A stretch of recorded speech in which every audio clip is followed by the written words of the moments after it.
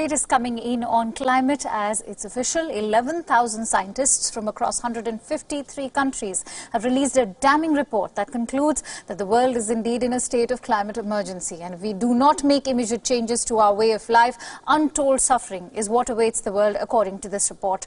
The harsh and pointed language of this report is what sets it apart from its peers. Let's also take you through some of its salient points. The author says that climate change should be tracked using graphic indicators like livestock population, tree cover loss and meat production, and not just through heat signatures on the surface of the earth.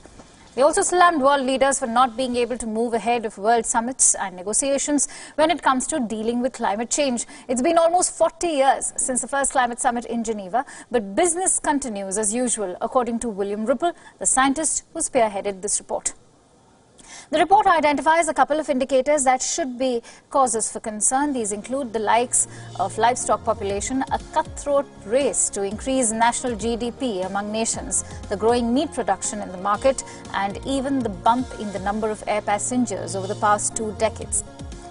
The usual suspect, fossil fuel, also features in the list. Per capita production of fossil fuel continues to rise despite emergence of cleaner alternatives. But it's not all gloom and doom. There are some encouraging signs too. Birth rates have started coming down in the last decade, and consumption of solar and wind energy has increased by 373%. But even then, it is 28 times smaller than fossil fuel consumption. Unlike other reports, this one also sets out possible remedies. These include imposition of a carbon fee, major changes in our diet and in our relationship with nature. But these, of course, are dependent on political will among the world leaders.